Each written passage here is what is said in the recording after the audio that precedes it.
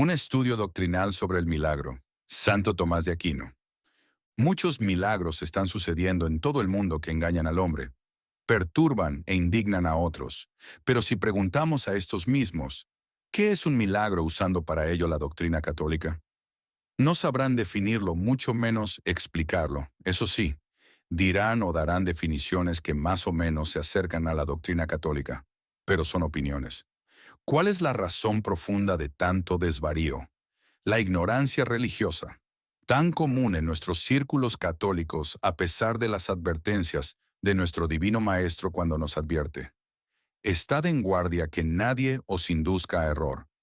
Muchos vendrán bajo mi nombre y dirán, yo soy el Cristo, y a muchos engañarán, porque surgirán falsos cristos y falsos profetas, que harán señales y prodigios para descarriar aún a los elegidos, si fuera posible. San Marcos capítulo 13. Una vez hecha esta pequeña introducción, pasemos a explayar la doctrina católica sobre los milagros. Estamos en estos momentos de los visionarios, milagros por aquí y por allá, videntes y otros tantos. Ignorar el anuncio divino de nuestro Señor es hacerse tontos a sí mismos y, lo peor, aceptar todas estas cosas por encima de lo anunciado por nuestro Salvador es temerario y absurdo, pues recordemos que Él dijo, el cielo y la tierra pasarán, pero mis palabras no pasarán. Por otro lado, dedico también este estudio a los milagros eucarísticos actuales que de todo tienen menos de milagros, engañando a muchos incautos que, por no distinguir entre milagros, prodigios y señales, se envuelven en la telaraña de la ignorancia. Examinando la acción de Dios en lo puramente natural, vemos ahora la correspondiente al orden preternatural. Se entiende como preternatural todo aquello que está fuera del orden natural y normal, pero sin llegar a sobrepasar el orden natural absoluto. O de otra manera todavía más clara, es aquel que excede y trasciende las fuerzas de una naturaleza creada, pero no las fuerzas de toda la naturaleza creada o creable, como las excede lo estrictamente sobrenatural. El entender por simple intuición y sin discurso alguno, que es completamente natural en el ángel, porque su naturaleza es puramente intelectual, sería preternatural en el hombre, cuya naturaleza es racional. El hecho preternatural más típico, al menos con relación a nosotros los hombres, es el milagro. Como veremos más abajo, hay algunas de especies de milagros que rebasan totalmente las fuerzas de la naturaleza creada o creable, y en este sentido, solamente Dios los puede realizar. Pero otros rebasan tan solo una esfera del orden sobrenatural, la de la naturaleza humana, pero no todas las esferas, la de la naturaleza angélica. Esta segunda categoría la que constituye más propiamente el orden preternatural. 4 puntos fundamentales que vamos a analizar en torno al milagro. Noción general, división, posibilidad y causas. El milagro en general. Definición. La palabra milagro viene del latín miraculum, que significa un hecho admirable, inesperado, extraordinario, que nos llena de estupor y admiración. Véase el caso del lisiado que es sanado por San Pedro en los Hechos de los Apóstoles. Santo Tomás dice al respecto, el nombre de milagro se toma de la admiración, la cual surge ante la presencia de efectos cuya causa se desconoce. Por ejemplo, al ver un eclipse de sol ignorando su causa. Puede, sin embargo, ser conocida para unos y desconocida para otros la causa de un fenómeno, en cuyo caso cabe la admiración para unos sin haberla para otros. Así, por ejemplo, se admira el rústico ante el eclipse de sol, y en cambio no se admira el astrónomo. Mas milagro viene a equivaler llenos de admiración, es decir, lo que tiene una causa oculta en absoluto y para todos. Esta causa es Dios. Por consiguiente, se llama milagro a aquellas cosas que son hechas por Dios, fuera del orden de las causas conocidas por nosotros. ¿Y qué hay de las virtudes, signos, prodigios y portentos que salen en las Sagradas Escrituras? El angélico doctor contesta de esta manera. 2 cosas se pueden considerar en los milagros. Una, la obra que se realiza, que es algo que excede ciertamente las fuerzas naturales, y según esto se llaman virtud, del latín virtus, fuerza, poder. Otra es el motivo por los que los milagros se realizan, que es la manifestación de algo sobrenatural, y en este sentido se llaman señales. Y finalmente, por la grandeza de las obras se denomina portentos y también prodigios. Pasemos a la definición real. Milagro es propiamente un hecho realizado fuera del orden de la naturaleza, pero no basta para esto que se haga fuera del orden de una naturaleza en particular, porque entonces, al lanzar una piedra hacia arriba, se haría un milagro, puesto que está fuera del orden de la naturaleza de la piedra, que tiende siempre hacia abajo. Se entiende por milagro aquello que se efectúa fuera de toda naturaleza creada. Manifiestamente, esto no puede hacerlo más que Dios, porque cualquier cosa que haga el ángel o cualquier otra criatura con su propia virtud cae dentro de la naturaleza creada, y por lo tanto no es milagro. Es pues evidente que solo Dios puede hacer milagros. Santo Tomás hace esta reserva muy oportunamente, pues como es sabido, Dios puede usar como instrumento para hacer los milagros a cualquiera de sus criaturas, ángeles, no demonios, hombres o incluso animales como el caso de la burra de Balaam. Pero, en estos casos, la criatura no obra por su propia virtud, sino por la virtud de Dios, quien la utiliza como simple instrumento para realizar el milagro. En consecuencia y a manera de conclusión, el milagro tiene como causa eficiente únicamente al mismo Dios y a nadie más. Propiedades del milagro, división del milagro. San Agustín señala muy bien las propiedades principales del milagro. Se trata de un hecho excepcional, arduo, que excede las fuerzas de la naturaleza y es contrario a lo que ella esperaba. Nada mejor para nuestro estudio que recurrir al angélico doctor explicando lo de San Agustín. Nada puede llamarse milagro por comparación al poder divino, porque cualquier hecho, comparado con el poder de Dios, es insignificante, según aquello de Isaías. Son las naciones como gota de agua en el caldero, como un grano de polvo en la balanza. Isaías capítulo 40, versículo 15. Sino que, al llamar milagro a una cosa, se entiende por comparación al poder de la naturaleza, al cual excede. Y así, cuanto más exceda este poder, tanto mayor es el milagro. Ahora bien, de tres modos puede exceder un hecho el poder de la naturaleza. A. En cuanto a substancia de lo hecho. Por ejemplo, que dos cuerpos coexistan simultáneamente en un mismo lugar, o que el sol retroceda, o que el cuerpo humano sea glorificado, lo cual de ningún modo puede hacerse por la naturaleza. Y estos son los mayores entre todos los milagros. B. Excediendo el poder de la naturaleza, no por lo que ha sido hecho, sino por el sujeto en que se hace. Por ejemplo, la resurrección de un muerto, el recobrar la vista a un ciego y otros hechos parecidos. Puede, en efecto, la naturaleza producir la vida, pero no en un cuerpo muerto. Puede dar la vista, pero no en un ciego. Y estos hechos ocupan el segundo lugar entre los milagros. C. Por último, puede rebasar el poder de la naturaleza en cuanto al modo y orden de obrar. Por ejemplo, al curarse repentinamente de la fiebre por virtud divina, sin el uso del proceso de la medicina o remedios naturales usados en tales casos. O al deshacerse súbitamente en lluvia la atmósfera por virtud divina, sin causas naturales, como sucedió por las oraciones de Samuel.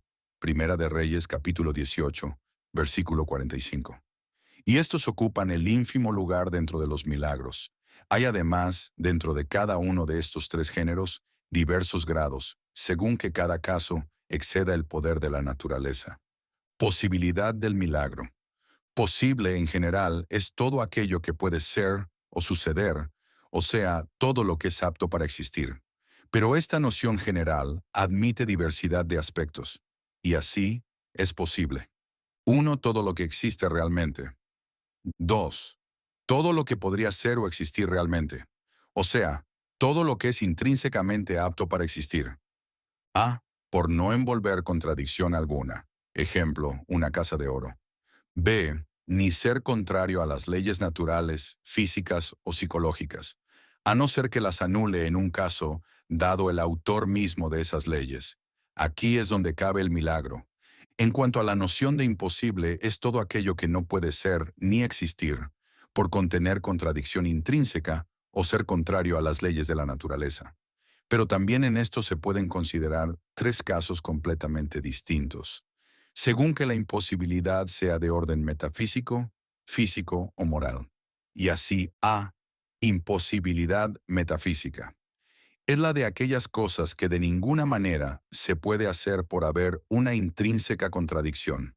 Por ejemplo, que 2 más 2 sean 5, que el círculo sea cuadrado. La imposibilidad metafísica es tan absoluta que no puede ser hecha ni siquiera por la potencia infinita de Dios, ya que la contradicción es una mera quimera que no existe ni puede existir más que en nuestra imaginación. El milagro no entra o no es posible en las cosas que son metafísicamente imposibles. B. Imposibilidad física. Son aquellas cosas que no pueden ser hechas naturalmente por oponerse a las leyes fijas y constantes de la misma naturaleza. Que un muerto resucite, que una piedra después de lanzada hacia arriba no caiga, que el sol retroceda en su camino, etc. Aquí cabe y se da perfectamente el milagro, porque no es contrario sino perfectamente posible siempre y cuando excepcionalmente Dios suspenda las leyes de la naturaleza y no de otra manera. C. Imposibilidad moral. Es la de aquellas cosas que no suelen suceder según la marcha normal y el curso ordinario de las cosas. Que una madre mate a su hijo, pero no implicando contradicción intrínseca o metafísica, y no oponiéndose tampoco a ninguna ley física de la naturaleza, pueden ocurrir alguna vez sin la necesidad de la intervención divina. Santo Tomás nos da la razón teológica de lo que arriba hemos dicho. Si se atiende al orden de las cosas en cuanto éste depende de la primera causa, Dios no puede hacer nada contra el orden de las cosas. Obraría contra su presciencia o bondad si lo hiciera. Pero si se considera el mismo orden de las cosas en cuanto dependiendo de cualquiera de las causas segundas, de este modo Dios puede obrar fuera del orden de las cosas. San Agustín dice, Dios obra contra el curso ordinario de la naturaleza, pero de ningún modo contra la ley suprema, porque no puede obrar contra sí mismo. De Doctrina Católica. Causa de los milagros, causa material. La materia o sujeto potencial donde puede realizarse el milagro es la naturaleza individual, o cualquier cosa natural individualmente considerada: agua, pan, cadáver, ciego, ranas, etc. Más en esto se deben considerar en dos aspectos: el acto primero y el acto segundo.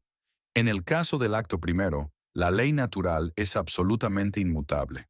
No puede ser alterada por nadie dado que es la razón de ser, y ni aun Dios puede cambiar las esencias de las cosas.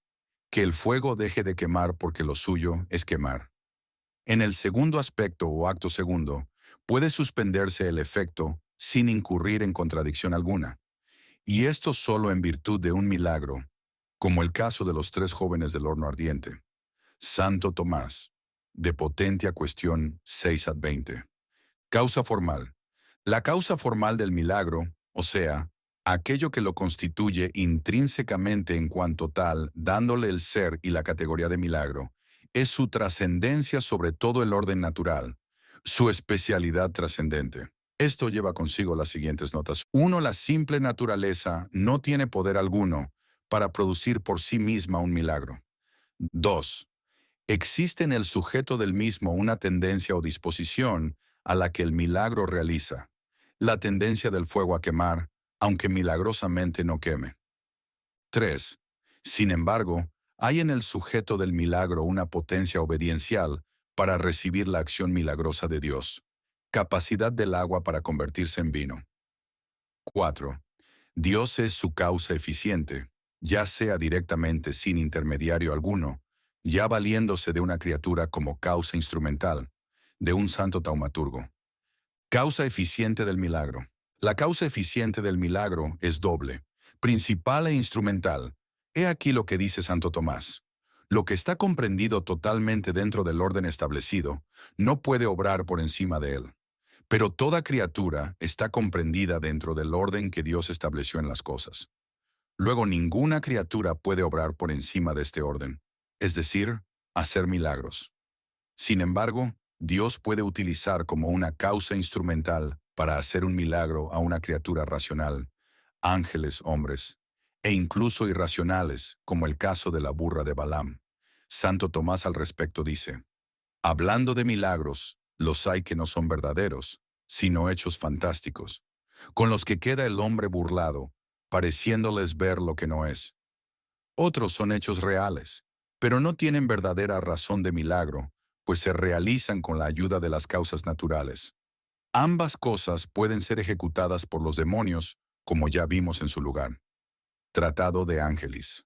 Pero los verdaderos milagros no pueden ser obrados si no es por el poder divino, y los obra Dios para utilidad de los hombres. Y esto es de dos modos. Uno para confirmación de la verdad predicada, otro para demostración de la santidad de algunos a quien Dios quiere proponer como ejemplo de virtud. En la solución de las dificultades, añade Santo Tomás las siguientes interesantes precisiones. 1. Los milagros son verdaderos testimonios de aquello para que se realiza, de suerte que los malos no pueden obrar verdaderos milagros para confirmación de su doctrina, aunque sí los pueden hacer en confirmación del nombre de Cristo, que invocan, o de la virtud de los sacramentos que administran. 2. Como dice San Agustín, no se atribuye a todos los santos el obrar milagros para que los débiles de entendimiento no sean engañados por el pernicioso error de creer que son mayores esos dones extraordinarios que las obras de santidad y justicia con las que se merece la vida eterna. Ad 4. Causa final. A. El fin último absoluto del milagro no puede ser otro que el fin último de la creación, la gloria de Dios, o más exactamente, el mismo Dios glorificado en sus obras. B. El fin último relativo no puede ser el mundo físico, sino un ser inteligente que los perciba, o sea, el hombre o el ángel. C. El fin próximo o inmediato es muy variado. Beneficiar a un desgraciado, poner de manifiesto la santidad de uno de sus siervos, testificar la sobrenaturalidad de una aparición, la Virgen de Lourdes o Fátima, y otras cosas semejantes. Colofón. Al elaborar el presente estudio sobre los milagros según la teología católica, mi intención es el tratar de ser lo más objetivamente posible para el beneficio general de quienes nos hacen el favor de seguir este blog.